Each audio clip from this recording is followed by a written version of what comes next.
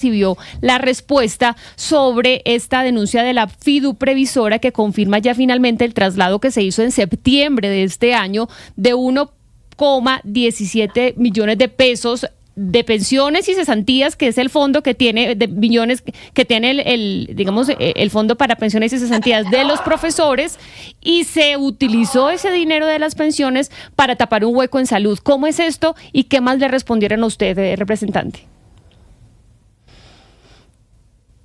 Se me fue el representante, no sé si le puso mute a la conexión. Estaba con el Ahí micrófono. está. Sí, ya les escucho. Entonces, les estaba diciendo, a propósito de lo que tú estabas denunciando, sí, hubo medios de comunicación que habían hablado que por cuenta del hueco que se había generado en la fiduprevisora, en el FOMAC, en el sistema de salud de los maestros, habían tenido que trasladar. Inicialmente se había hablado de 1.7 billones de pesos, pero lo que me confirma hoy la fiduprevisora es que fueron 1.2 billones de pesos, redondeando lo que finalmente se trasladaron, que provenían de las cesantías y de las pensiones de los maestros.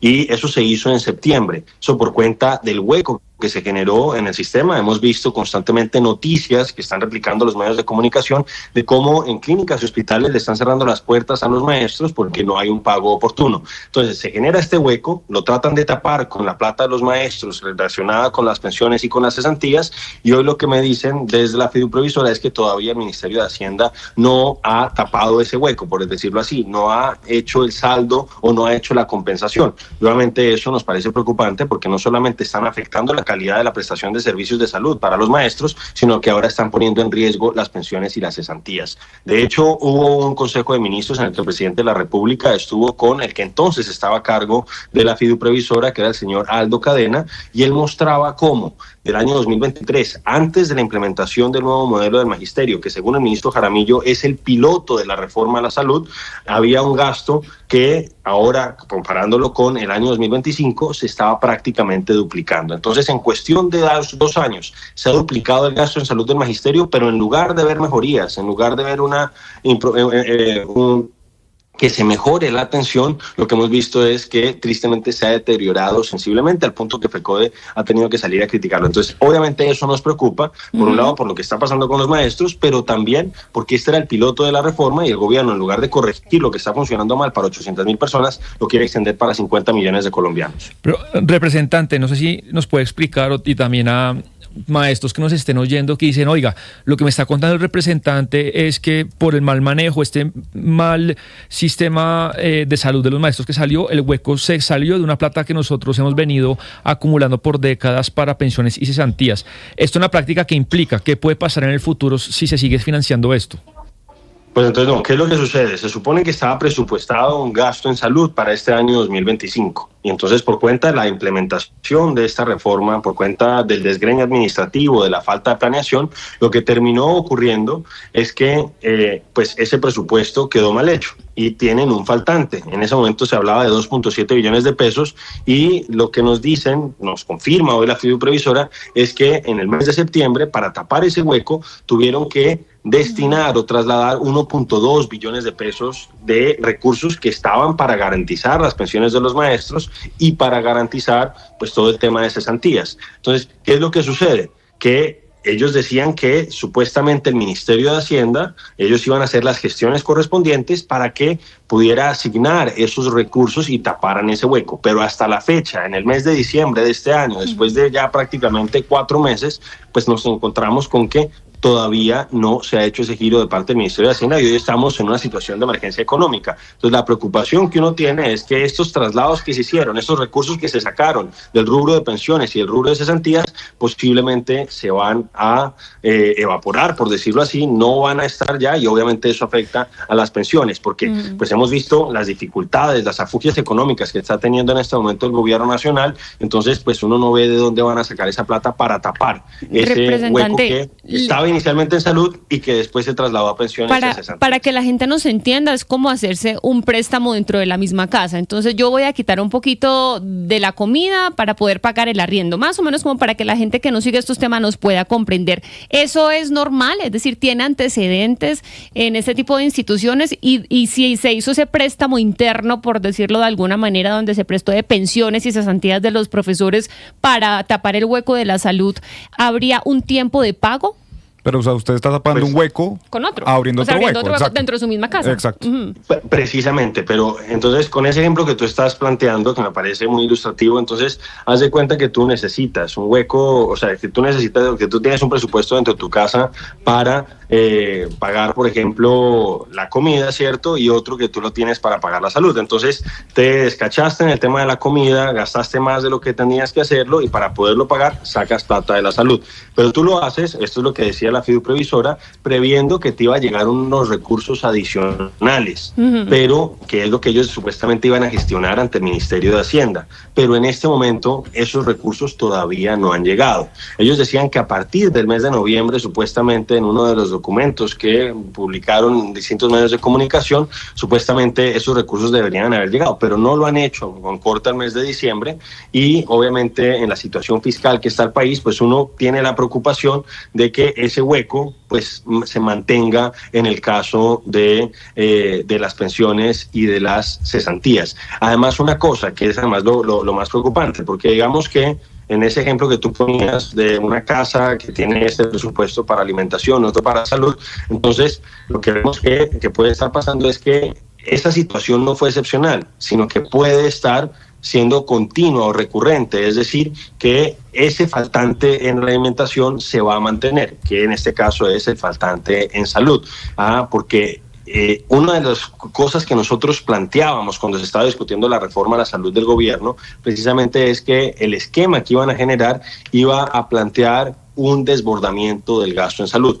Y eso es precisamente lo que está ocurriendo con lo que yo les decía. Se duplicó en 2 años el gasto en salud del magisterio. Entonces, tal y como están las cosas, uno en lugar de pensar que se van a ajustar, que va a haber una recanalización, por decirlo así, de los costos en salud, pues tristemente eso se va a mantener, el déficit va a seguir creciendo y se va a convertir en una bomba sin límite que pues le va a terminar estallando a los maestros. Y no solamente estamos hablando del FOMAC, de los profesores del país que pues de una u otra forma fueron objeto de este nuevo modelo de salud que el gobierno de Gustavo Petro quería implementar, sino también que estamos hablando, Lina, de varias situaciones en diferentes instituciones. Esta mañana veía yo a la defensora del pueblo, Iris Marín, hablando de, mire, tenemos más de 5.000 contratistas que no van a recibir su platita, su salario básicamente, y esto no puede ser porque ya hemos sufrido un recorte en 2025 de nuestro presupuesto. Y también vamos a tener menos presupuesto para 2026, pero ya es el colmo que para estas festividades que la gente pues pretende descansar, comprar sus cosas o viajar o simplemente vivir, pues no va a recibir su salario. Claro, exactamente. Eso es muy grave, Jennifer, además porque el mismo representante Andrés Forero hace otra denuncia pues a raíz de esto que dice la defensora, y es que no hay plata para pagar los salarios de los funcionarios públicos, pero además pone sobre la mesa el representante un gasto del pago de la residencia de la embajada en Arabia Saudita. Representante, ¿de cuánto dinero estamos hablando y cuál sería aquí también la incoherencia pues con el uso de estos recursos? Pues Lina, son más o menos 1.000 millones de pesos al año, pues por lo menos el primer año donde se pues tiene en cuenta las comisiones de las personas que ayudaron a conseguir la embajada de Colombia en Arabia Saudita. Pero básicamente lo que yo planteo es con este y otra denuncia que había hecho, otras 2 denuncias que había hecho la semana pasada, una relacionada con una nueva camioneta, último modelo que había comprado el presidente de Colpensiones en el mes de noviembre o ahora en el mes de diciembre, y un evento que iba a realizar RTBC por 2.800 millones de pesos. Lo que yo pongo en entredicho y lo que yo cuestiono con ese tipo de denuncias es precisamente ese doble discurso del gobierno nacional. Por un lado, deja sin pagos a los contratistas, no solamente de la Defensoría del Pueblo, sino en general a los contratistas del Estado Nacional, del gobierno nacional, durante el mes de diciembre, y al mismo tiempo pues tiene este tipo de gastos completamente innecesarios. Yo no entiendo por qué el presidente de Colpensiones, y supuestamente el gobierno está hablando de una emergencia económica,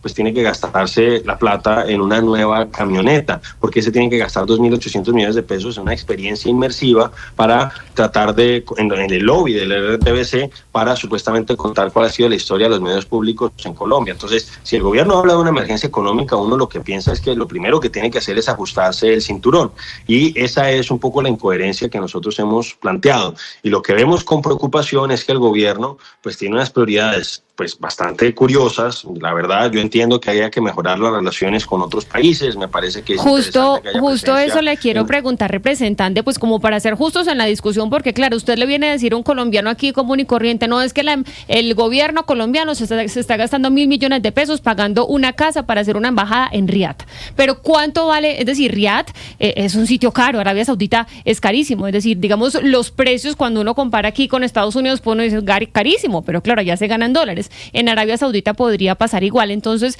esto unido a los intereses que ha dicho el gobierno nacional que tiene en Arabia Saudita, que entre otros es la exportación de café, de cacao, es decir, exportaciones agrícolas, etcétera, etcétera. Es decir, eso no se contempla como una inversión del gobierno nacional para lograr esas exportaciones que quiere lograr en un país. Pues mira, la verdad es que yo entiendo que hay representación diplomática en otros países y entiendo que el gobierno quiera abrir otros mercados, pero pues cuando uno ve la embajada que consiguió el gobierno, pues la verdad es que uno... Ahí estamos pues, viendo las fotos para quienes se conectan. Unas fotos que además presentó el propio presidente de la República. Tiene una piscina, tiene una serie de cosas que por eso yo hablo de una embajada lujosa y extravagante. Entonces, si uno está en una situación compleja en términos económicos donde no le está pudiendo pagar a los contratistas los recursos que se necesitan, pues yo creo que pues perfectamente el presidente pudiera haber garantizado que hubiera una pequeña oficina para la embajada, para el señor embajador, o para el cuerpo diplomático colombiano en Arabia Saudita, donde se garantizara el trámite de las necesidades diplomáticas, donde se pudiera fomentar o se pudiera promover las exportaciones colombianas, pero sin necesidad de gastarse esos recursos. Pero por eso yo te digo que este no es un caso aislado, por eso planteaba también el tema de Colpensiones, de esa camioneta innecesaria, por eso planteaba el tema de RTBC. Entonces, vemos al gobierno nacional diciendo que supuestamente estamos en una situación de emergencia económica y está incurriendo en ese tipo de gastos innecesarios. Es precisamente esa la inconsistencia, es precisamente esa la incoherencia que yo estoy tratando de poner de presente, y pues yo sí lamento mucho que el gobierno pues haya dejado con una Navidad bastante amarga a miles de contratistas, no solamente de la Defensoría del Pueblo, sino del gobierno nacional. Sí, señor, 5.000 contratistas, dice 5.160 contratistas y defensores públicos, dice la defensora Iris Marín. Pues, representante Forero, gracias a usted por atendernos hoy 29 de diciembre. Sabemos que son fechas especiales de familia, pero sabemos también que ustedes ahí están haciendo pues su trabajo. Muchísimas gracias por atendernos.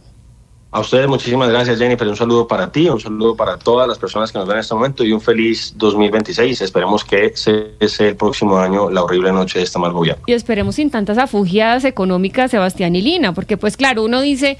Sí, hay que tener representación diplomática, digamos que son gastos que están metidos dentro del Estado, es necesario hacer este tipo de conexiones o de relacionamientos internacionales, pero claro, cuando uno ve la embajada pues con piscina y todo, ¿qué necesidad hay de tener una embajada con piscina? No sé si ustedes lo ven lógico o con algún argumento o justificación. Es algo que yo nunca he tenido y obviamente no es propiedad de este gobierno, sino de décadas, porque hay casas que incluso son del Estado en muchas de las mejores calles de las capitales del mundo.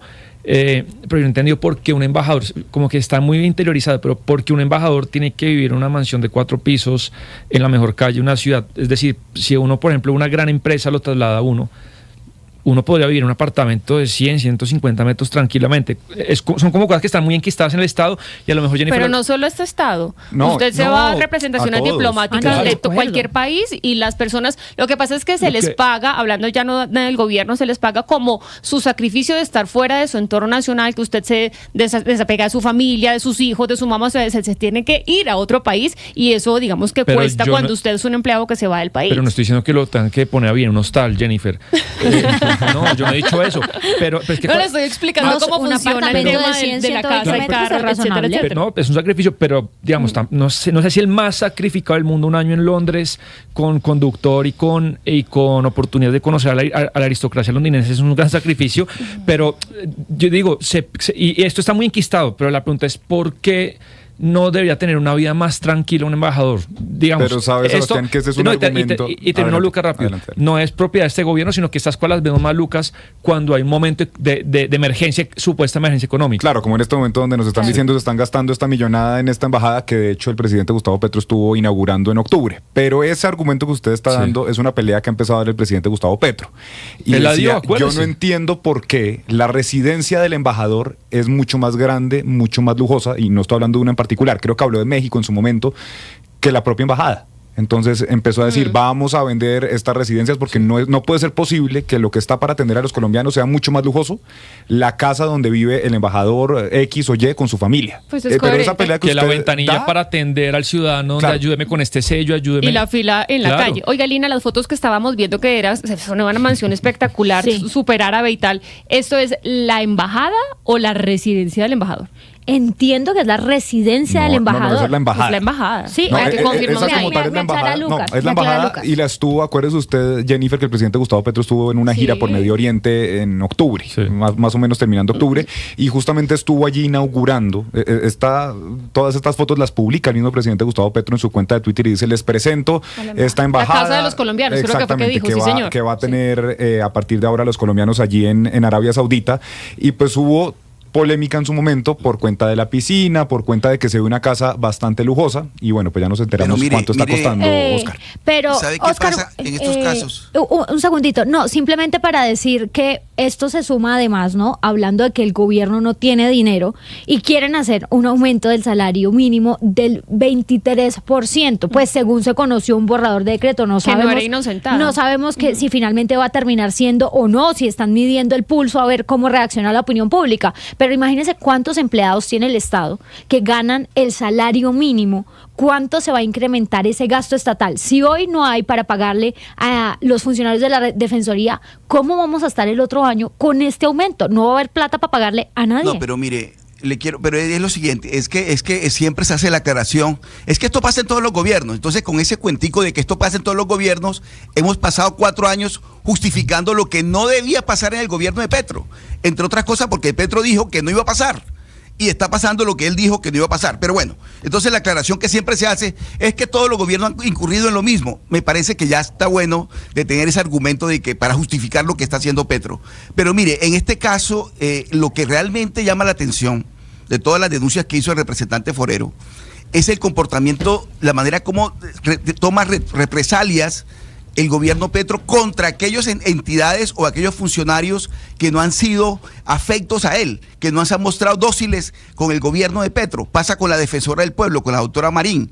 Entonces ella ha tenido cierto distanciamiento del gobierno de Petro y entonces el gobierno de Petro toma retaliaciones contra la Defensoría del Pueblo. Entonces, 5,000 contratistas que esperen, porque no hay plata para ellos. Mientras tanto, estamos viendo el derroche de plata en todas partes, no solamente en la embajada, en la camioneta de último modelo que se compró el señor de Colpensiones, pero a la Defensora del Pueblo, que ha sido, pues, ni siquiera opositora, ha mantenido cierta distancia prudente, respetuosa del gobierno.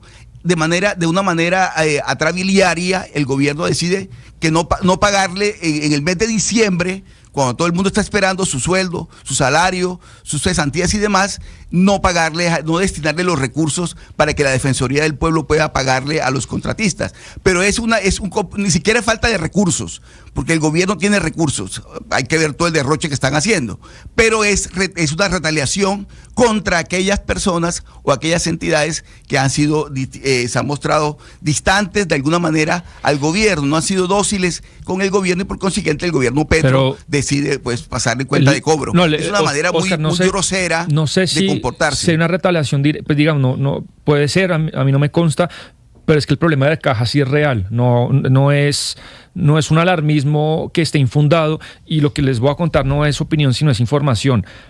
Hace 10, 12 días, cuando se hizo la operación tan cuestionable, que fue un viernes a las 6 de la tarde, por 23 billones, con una empresa, pues Jennifer, un fondo grande que prestó esa plata a una tasa del 13%, algunos analistas podían decir, era como de pronto una estrategia de deuda, porque de pronto se consiguió una tasa más favorable de la tasa de interés que se podía conseguir en abril, y fue una operación de perfilamiento de deuda. Puede decir, no, es estrictamente de caja. Si en esa semana no se conseguían esos 23 billones, no había plata para cerrar todas las obligaciones de este año. Es decir, usted dice, si está la olla raspada, es decir, no tenemos plata en el Estado, por lo que sea, porque haya sido, por lo que haya sido. Sí, por eso, por lo que sea, por lo que malos manejos fiscales, por un derroche del gobierno, por lo que sea, pero la olla está raspada en este momento. Oscar, lo que le quiero decir es que sí hay un problema de liquidez real, porque una cosa es problema de liquidez, otra cosa es problema de solvencia. Ahorita tenemos un problema de liquidez. Las obligaciones superan los ingresos y tuvieron que hacer esa operación gigante de 23 billones porque no se podían cumplir con las obligaciones del Tesoro para diciembre del 2025. Y esta bola sigue rodando, Jennifer, y por eso es que estamos en un punto en el que cada peso ahora sí cuenta mucho. Cada peso adicional de derroche, de gasto o de ingresos que no entran va estresando mucho más ese ejercicio que tienen todas las empresas o todas las familias. Este mes me entra esto, pero tengo que gastar esto y cada vez el estrés es mayor. Bueno, pues ahí tenemos el decreto de emergencia económica, que básicamente cuando uno se lo lee es lo que está diciendo el gobierno. El legislativo no me ha querido aprobar tales y tales cosas y entonces estamos ahora sin con qué pagar diferentes rubros que tenemos pendientes y por eso tenemos que hacer este decreto de emergencia económica. Básicamente ese es el argumento cuando uno se lee todo este decreto. Tal es el momento que eso le pasa al gobierno que tiene el presupuesto más grande de la historia de esta nación. Claro, es que si uno no se abrocha el cinturón, pues es muy complicado por más plata que uno tenga ahí en la olla que ya está raspada. Vamos a hacer una pausa, 11 de la mañana, 6 minutos.